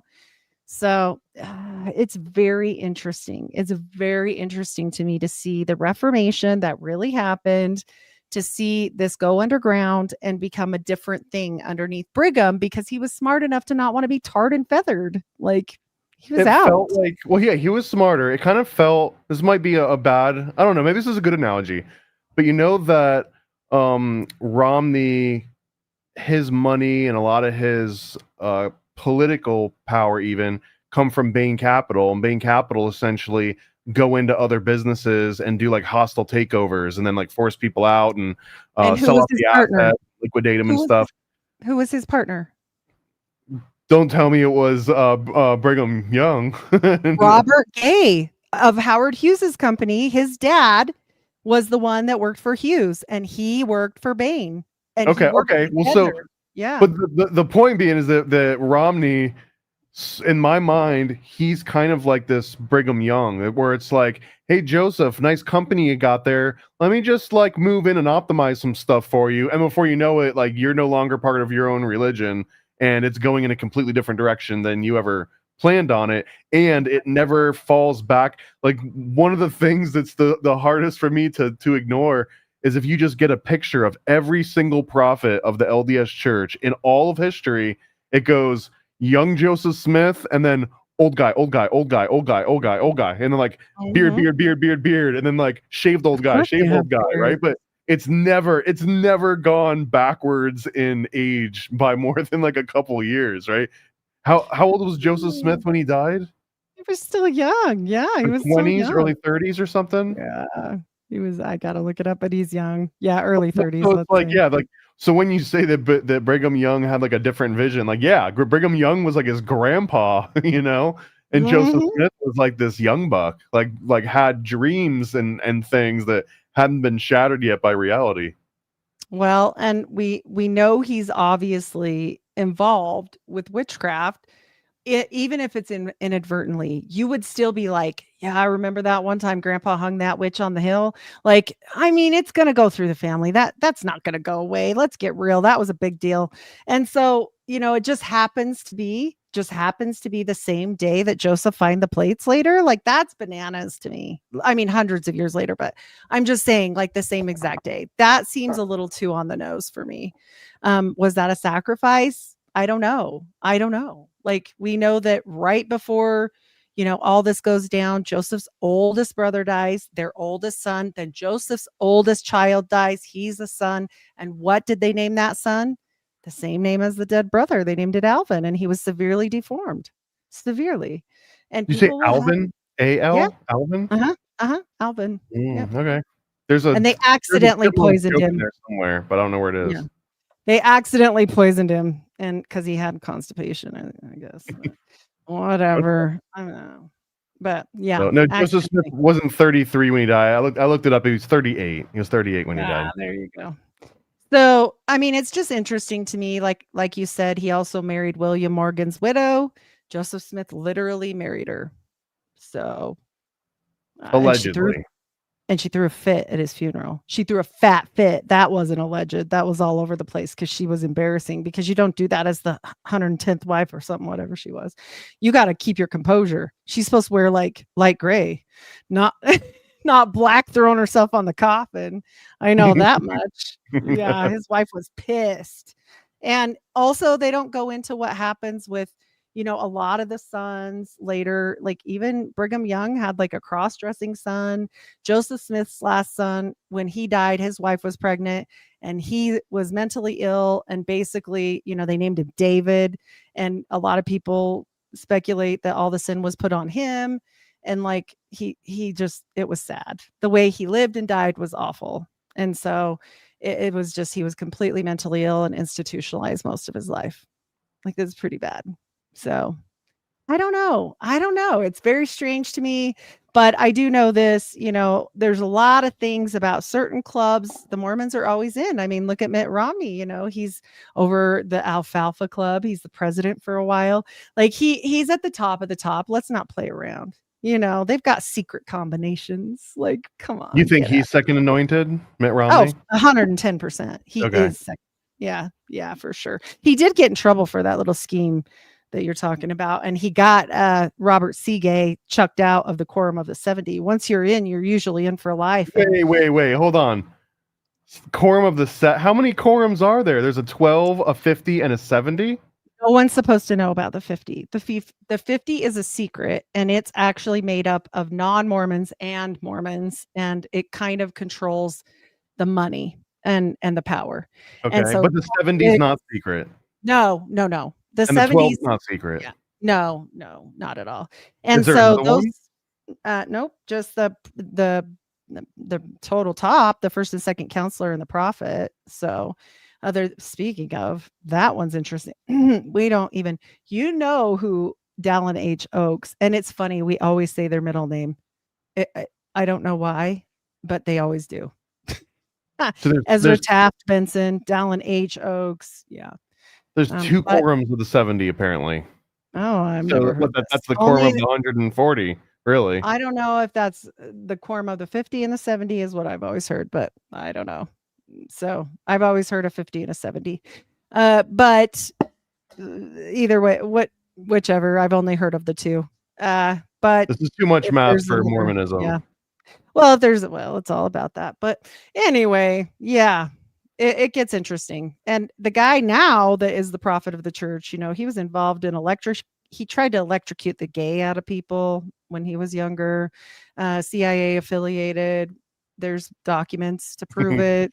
Turns out it makes you gay, actually. Being electrocuted will make you gay.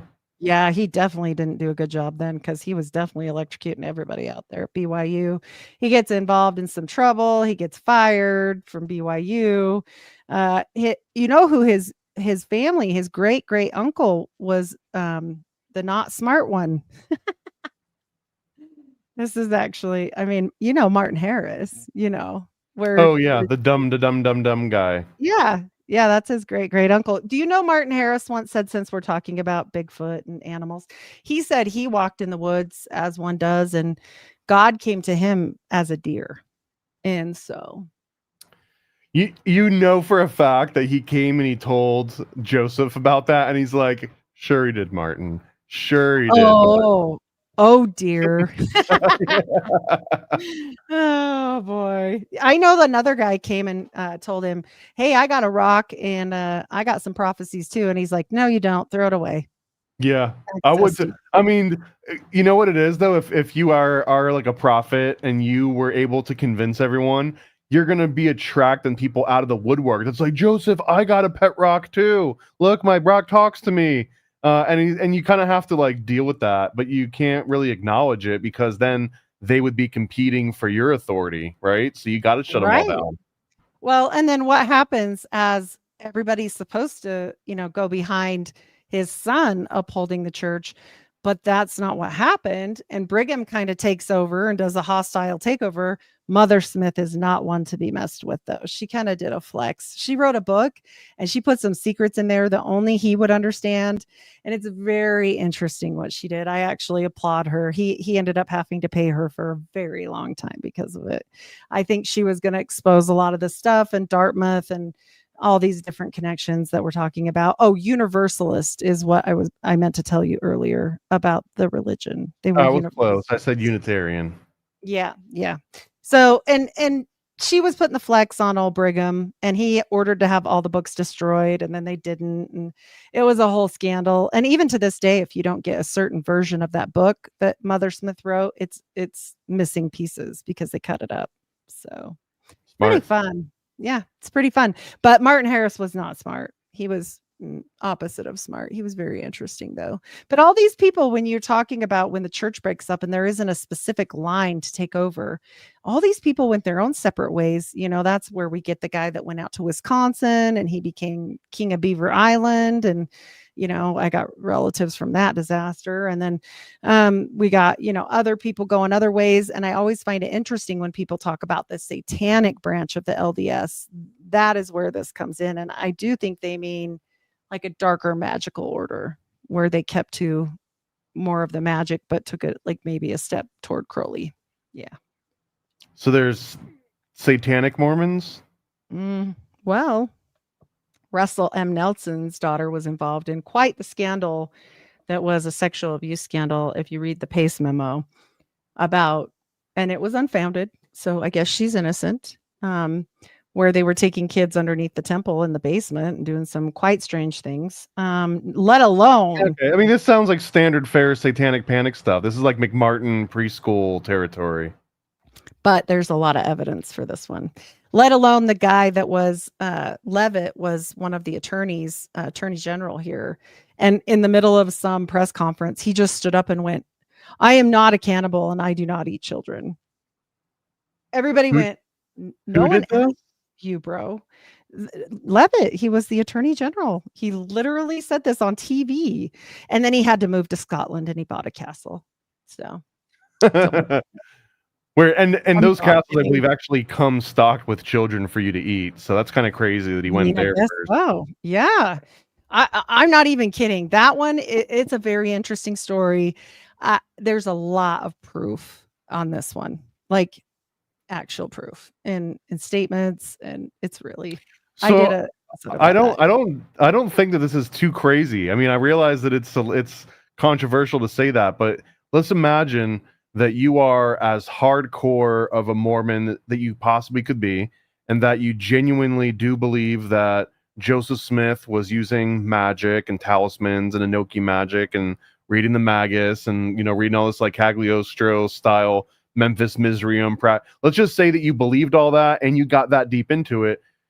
There is like a sliding scale where you're like, you know what? I'm going to be 10 times as magic as Joseph Smith ever did.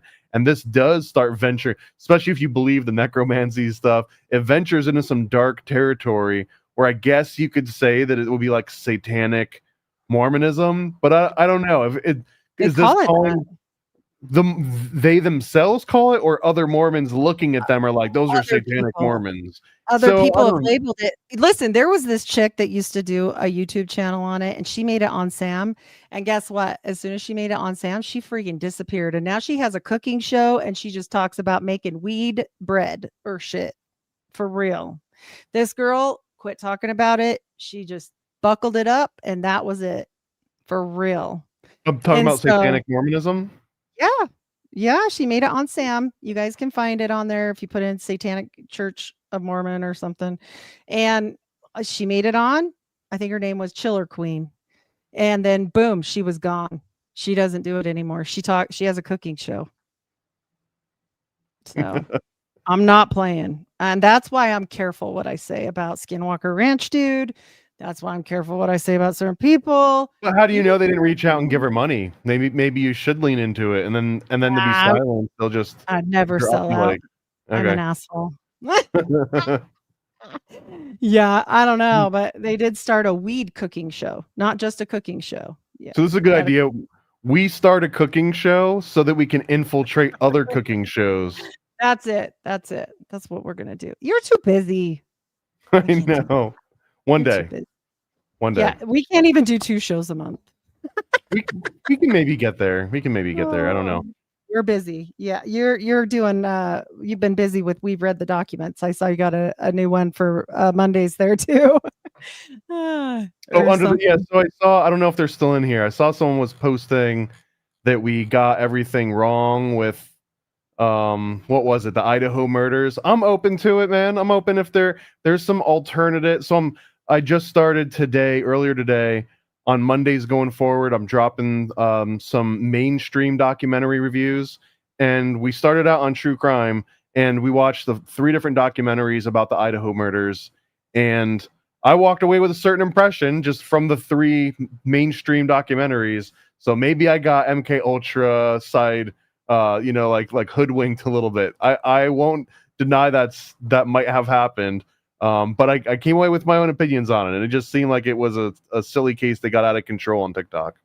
I haven't gone through it enough because anything that's relevant to the here and now, even with Charlie Kirk and everything that's happened, I'm really careful, because if we're wrong and you say it didn't happen and it did happen, I just don't know how I feel about that. Like I've said small bits and pieces. By the way, right before he got murked, he was talking about Mormons. Just so people know, there's a clip out there where he talks about his team being Mormons, on how much he loved the Mormons, and then he said there wasn't factual proof for the Book of Mormon. And the next thing we know, bam! So I don't know what's going on there. All I do know is I don't think you should do that. I don't Are know. there any Mormon assassins that have ever Oh, they're been all in known the out there? CIA. Hell yes, there is. Okay, I There, guess so. Yeah. yeah. Yeah, they're all in there. And I think what is happening is there's a new age form of Mormonism that is trying to bring back, and maybe this is your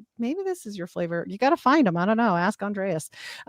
So the new age type where they're like woo woo new age, more into the magical stuff, and they're not necessarily in with the whole how will I put this?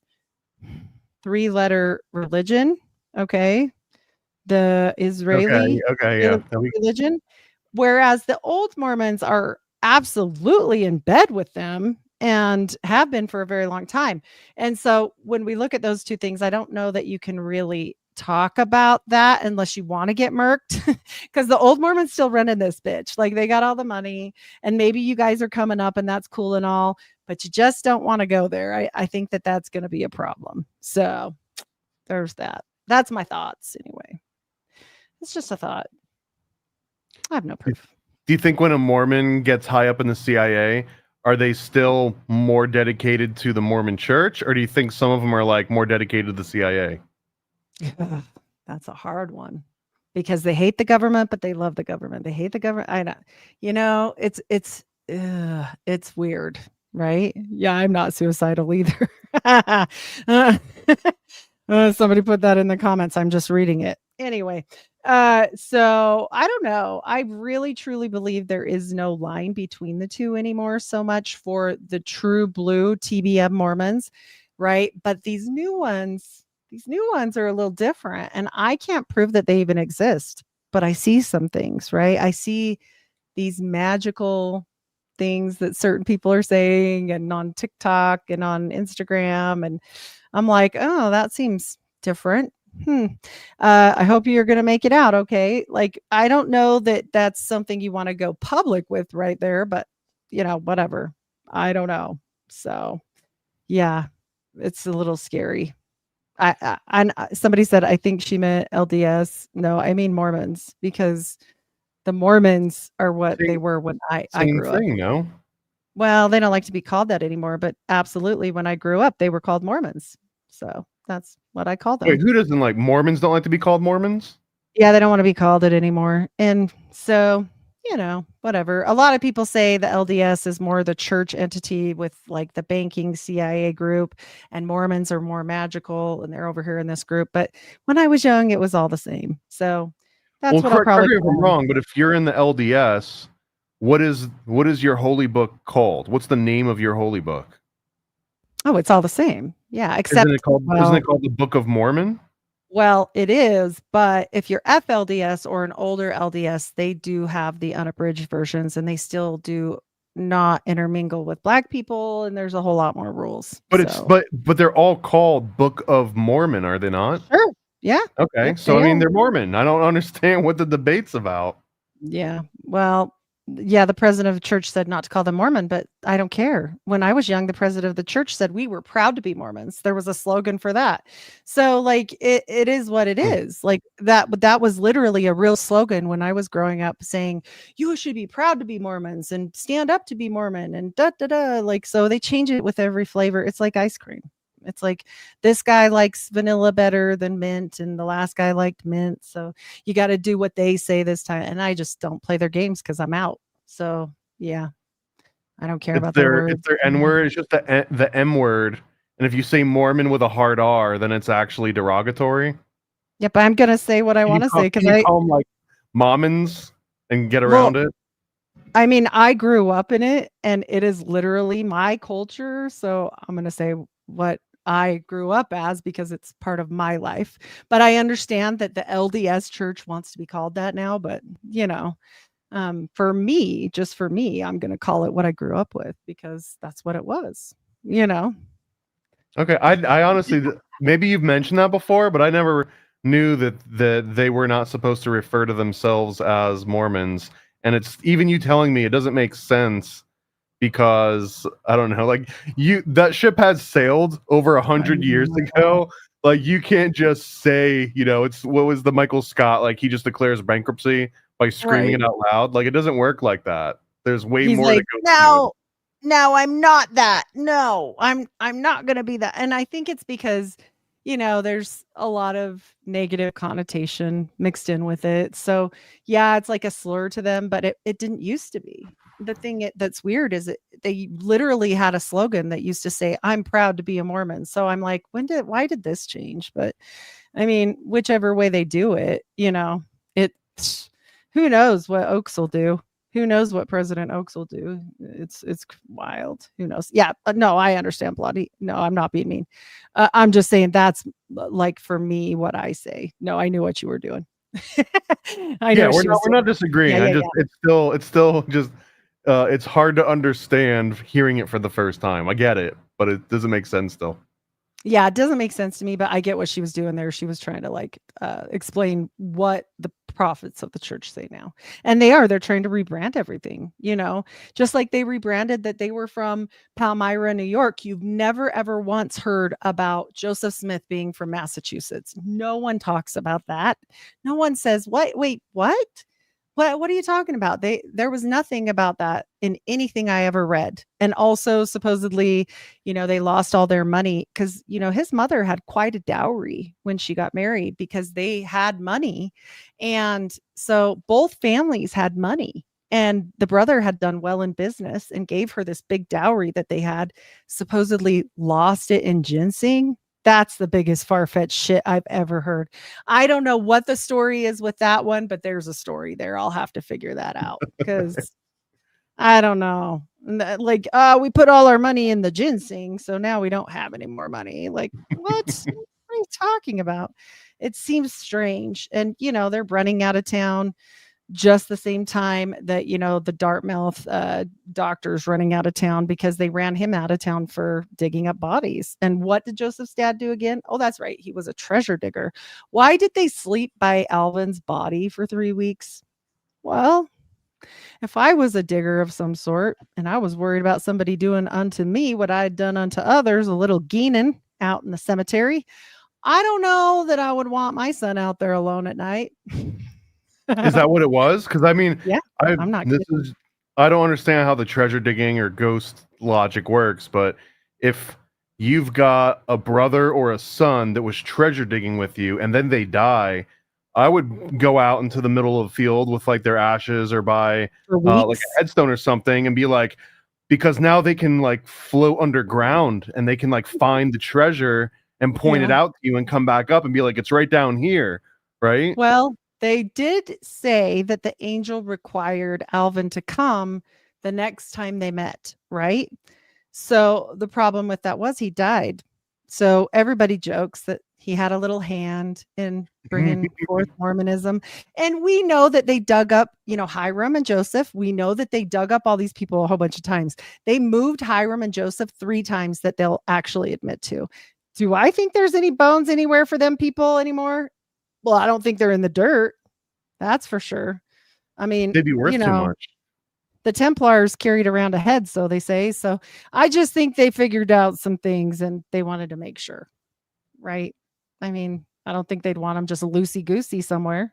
No, no way. Your spirit's supposedly stuck in your skull. So, Well, let me bring us in for a landing a little bit. So we're coming up on Halloween, and I realize that Mormons are not the same as Jehovah's Witnesses. right. Mormons, they do celebrate Halloween, right? They can dress They up and love it. trick or treat. Yeah. Yeah, they love it, right? They absolutely one up each other. It is when you live in Utah for all holidays, it is like the one up capital of the universe. So everybody decorates to the max, but they do Halloween carnivals at the church. They do trunk or treat at the church. They're completely involved. Yeah, 100%. Are there any costumes off limits in Mormonism? No, You could go as a dead Well, serial I think killer. you answered a little too fast. I can come up with some examples. You'd be like, well, no, that's not allowed. Like, My kids have been some. can you be a sexy nurse Mormon? I feel like that would probably not be allowed, right? Or is that normal now, even in the Mormon community? Have you ever seen the dumb Mormon wives show? All right. It's like their time to shine. It's the night that you can leave that stuff off, your magical Mormon undies, and be a little controversial. Okay. And they do. You can dress up like, well, I was going to say dress up like the devil, but I guess in the endowment ceremony, you're allowed to dress They up have the devil there. So, yeah. Yeah. I guess nothing here really is off limits. Yeah. Like the kids have gone all bloody and weird when they were young, like with zipper face and crazy stuff. Like they've never said anything. They don't care. Blackface. Well, they might like that one too much. I don't know. That's very, very historically accurate too. Yeah. It's that's kind of the other way that goes for the Bigfoot. Part of it is Nephilim Cain. The other half is big scary black people is basically what they said. And I'm like, nope, that is bad. I'm like, okay, we're leaving that there. I'm going to go with the hairy Nephilim. When you were younger, trick-or-treating on Halloween as a Mormon, what was like the best thing? I mean, maybe it's just any normal kid. Maybe I'm just throwing the Mormon part in, but is there like certain things that you'd look out for? Like what was the best candy in like a Mormon neighborhood? Do they just give out like vanilla wafers and that's it? Oh no. So let me give an example. The houses down the street, they're literally micro mansions. Like right now in 2025? Right now. And we take our kids down there because they do bounce houses in the front yard. They have hot cocoa. They do hot cider. They have full-size candy bars. Wait, and not hot drinks. Yes. They have a Halloween table only or like hot drinks anytime they want now. No, this is just for Halloween. And they open up their big mansions and they have these big tables and tables full of, just pick one, but they're king-size candy bars. You can pick what the parents too. Like this is just a few houses near me. If you have the bucket that says just pick just one, please, would most more unattended, if there was no adults around, would most Mormon kids only take one or no? And last year they had a cotton candy thingy. Last year they had a guy making full on cotton candy for everybody, like a cotton candy machine guy. Yeah, this is more hardcore than any I've ever heard of. Any town going out, even in Salem, they don't do cotton candy. I'm telling you, right? Yeah, no, they go wild. Hot chocolate, okay. Right now, like 2 blocks from my mom, there is a yard, and we don't want to talk about my yard because I'm just as bad. But they have like at least 4. Like 30 to 50 feet tall, like those huge skeletons. I don't know how tall they are, but they're the giant skeletons. And like people just go crazy here, like crazy. Is there any chance during October, is there ever a Mormon temple where people can go to temple dressed up as like zombies and vampires? You can go to the mall. Not allowed in the temple. Okay. That's too good. Yeah, you can go to the church parking lot, but you know that the church. So if there's any temple near you that is getting dedicated soon, if you want to go to the temple before it's dedicated, of course, nothing weird's going to be happening at that time, which is funny because people always say, well, you can go to the temple before they're dedicated. I'm like, yeah, well, they're not doing anything then, you dum-dum. Like you're just walking through a building, but you can go walk through the building. But the Salt Lake City one is coming up. So you might want to check into that where you're coming out soon. So I'm just going to be in the airport for a layover in Salt Lake City, but it's you now gotta come out for more than that. It's found its way onto my top 10 of places that I want to go now, worldwide. Like Salt Lake City's actually like in my top 10 now because I've been lucky enough to go to some of my other top 10s, so I've bumped them all out. Well, you should check around you, like your area. Any of the temples that are brand new, before they're sealed, they do this open house, and you can go for free. So before they're sealed, do they only seal once, or is this like a frequent thing? No, they dedicate them. So before they do anything in them that's like, their stuff, any of their ceremonies, they have people come and see how beautiful the buildings are. That's where all the pictures of the temples come from. They're like, see, there's nothing spooky here. You silly guys, there's no devil in this ceremony. I'm like, yeah, there's no ceremony. What are you talking about? Of course not. Like, I was there. I know the devil comes. I was there. But yeah, it's I actually heard they changed it. I've heard that they've kind of given up on people. I think they made it, instead of a 2-hour magical, masonry thing where you have to memorize stuff, right? Okay, you understand about how important memorization is with things. Now they're like, here's some cue cards. Okay, Lucy, Yeah. you come with me. Come and say these words right here, and then move to the second. Go to the second stall. Go.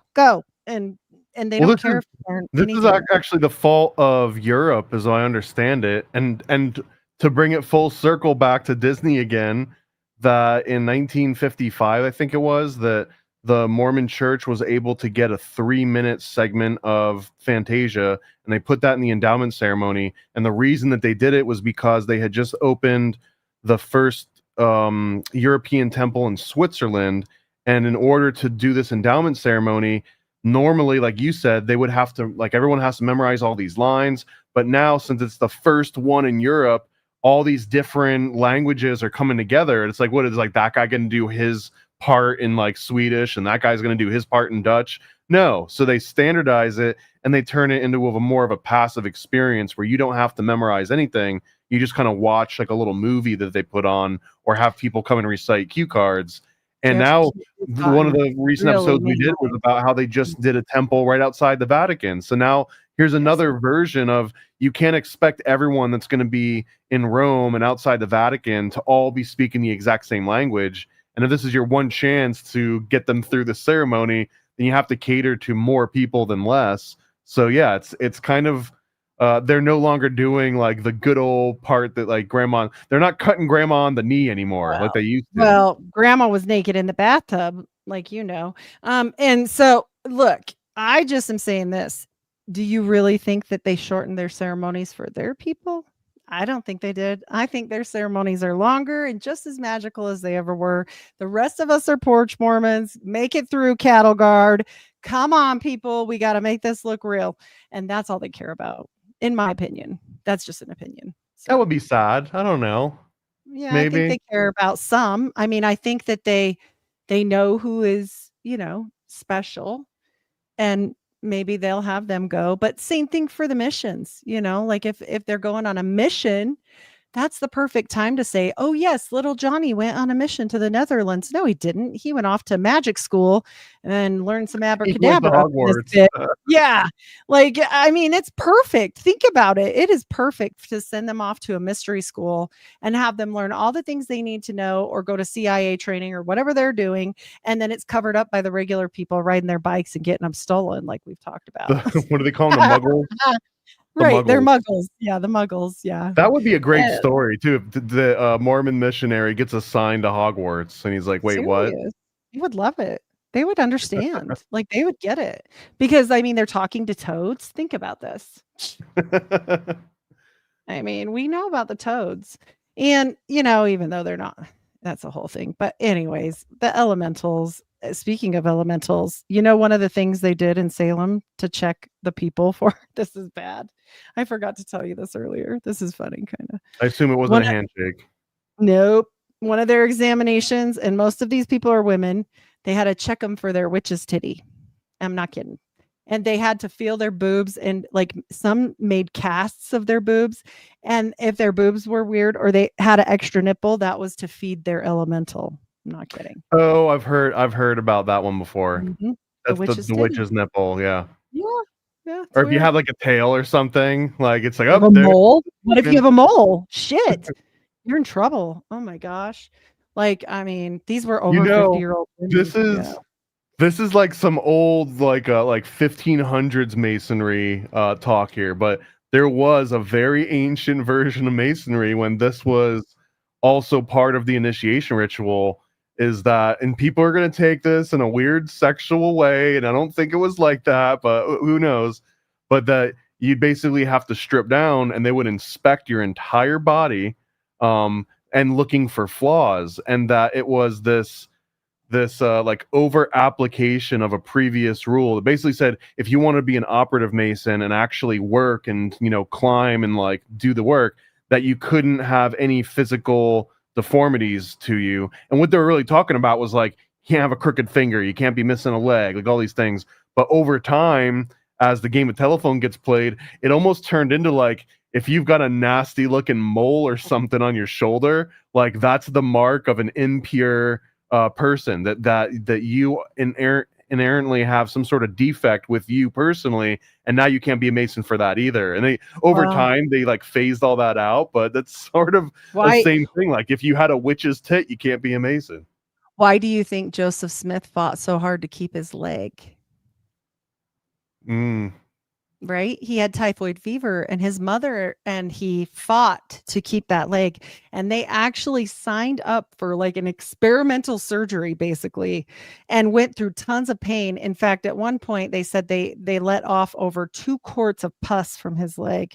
And he's like 9. Like he's this little kid.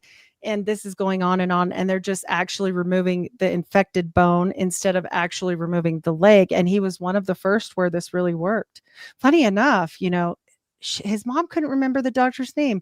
And I found it super interesting because his last name was Smith. Nathaniel Smith. He went on to form another medical school. That's right, the medical school at Yale. And on we go. They say they're not related. They're related on both sides as very distant cousins of both parents. So, and they'll just say they're not. And that's great. Like, I don't know what else to tell you. But, it's interesting to me that what you're mentioning with the Mormon church was only phased out not very long ago, because my great-grandma, not my great-great-grandma, my great-grandma was naked in a tub being examined and totally immersed in oil. And she told me to shut my damn mouth in the middle of the temple thing as I'm like crying. She was not amused. She basically told me to button it up. And she literally said, I was completely naked. Quit your whining. She did. She told me to cut it out. So, and for the alcohol thing, yeah, he couldn't drink alcohol, but we're not 100% sure if he drank beer or not, because they could drink beer as long as they made it.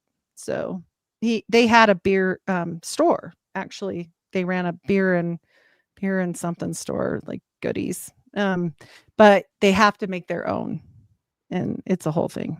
So, and you're not supposed to you can't get high on your own supply. I assume that came from the Mormons originally.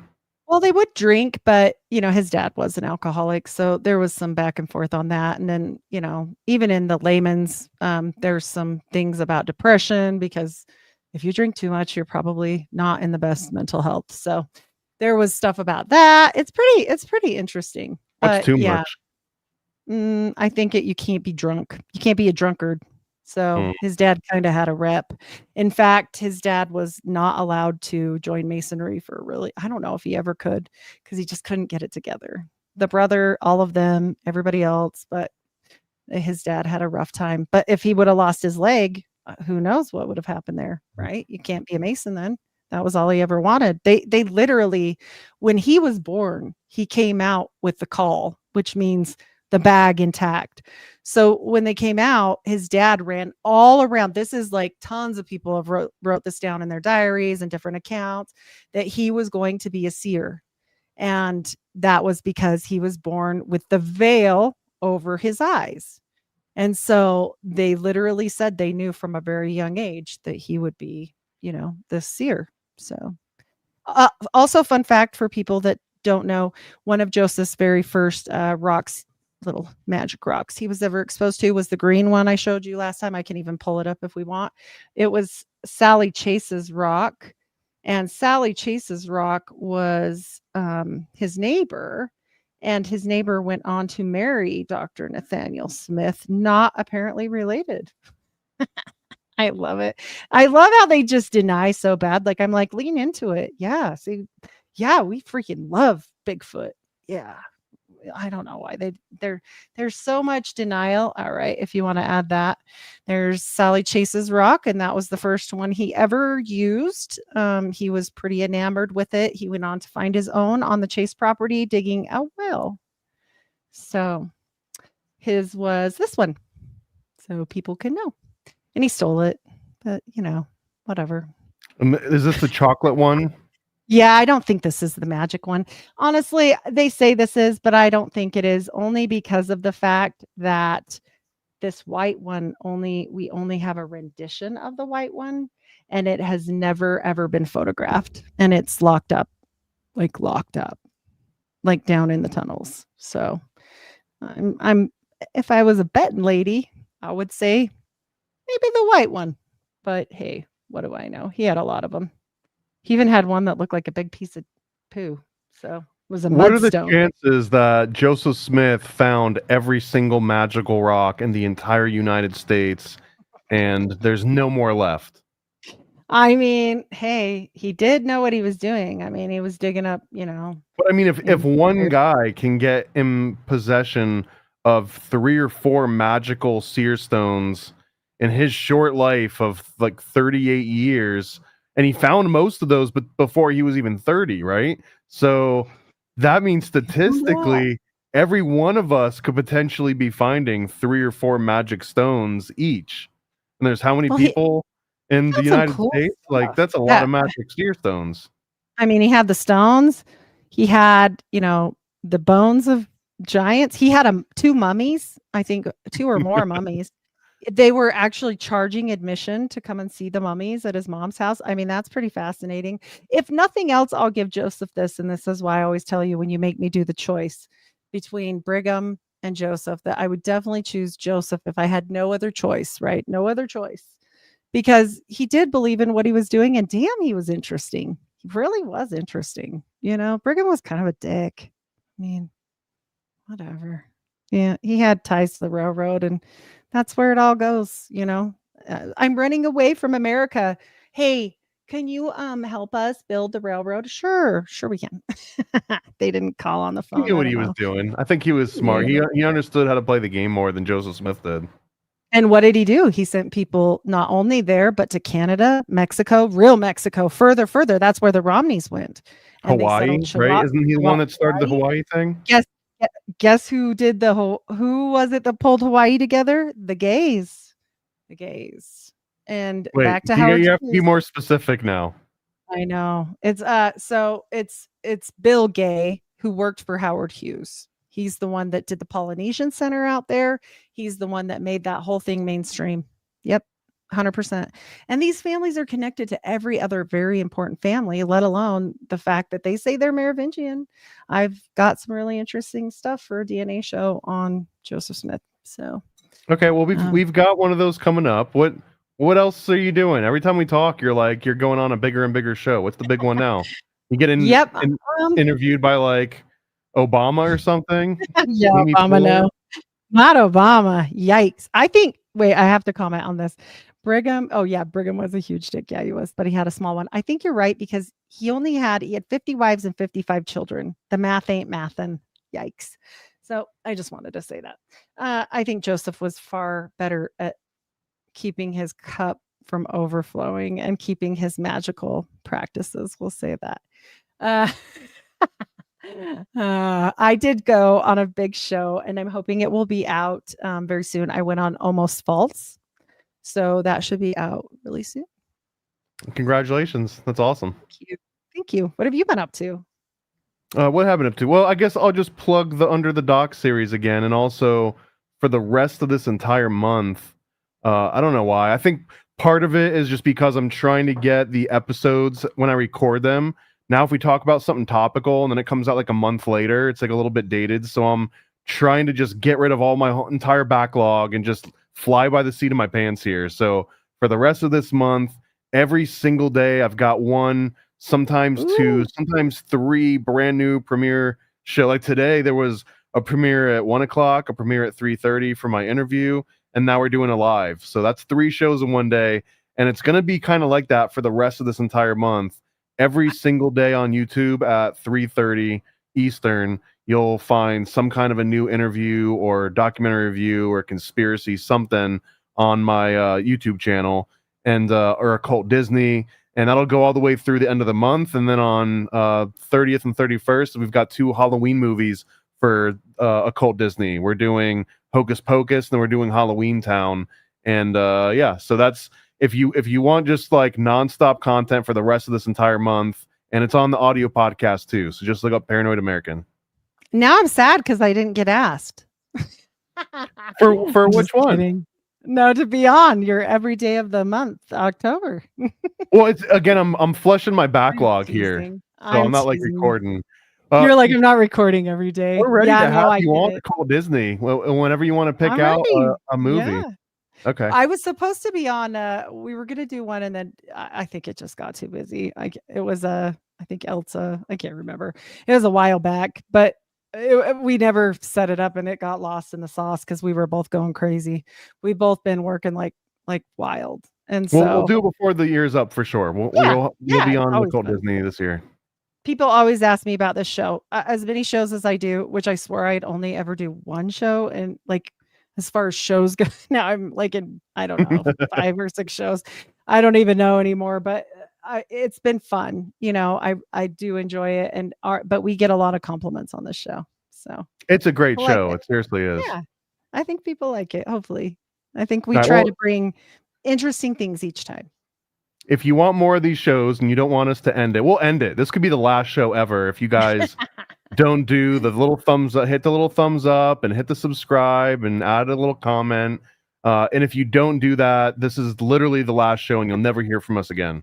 Oh, we're going to be devastated. And please go give us an Apple review because they matter. They really do. So anyway, that's my little speech on it. Also, if you guys are only watching me on YouTube, you're getting at least only half of my shows because they ding me so much. I got tired of it. And I have over 200 shows on my Spotify. So Okay. I accidentally didn't censor interview that I had with Miriam Hanine, the bee lady that also did the no. George Floyd. No, everything's fine. Oh, 'cause good.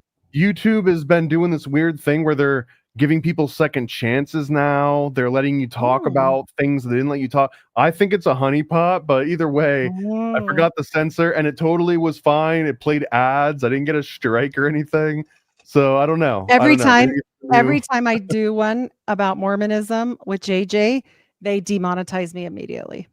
Okay, well, I think I'm bringing a level of respect that maybe you guys aren't bringing to that particular show, to the Mormon Church. He likes That's to all bring it is. clips. He likes to do clips, and they. Okay, well, that's also probably part of it.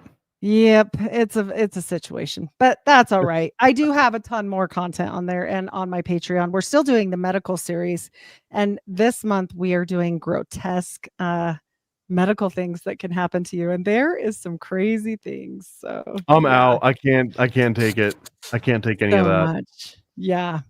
Ugh. Okay, well, It's- we'll follow Heidi for weird medical stuff, or follow me for fun stuff, fun non-medical stuff.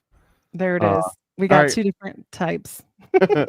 Happy Halloween. Go out there and I don't know. What did you say the best Mormon candies were? Go get your cotton candy, king size candy bar, and your cocoa to go. That's not even a real thing. But okay, go get your hot chocolate and apple cider and cotton candy for Halloween. That's not a thing.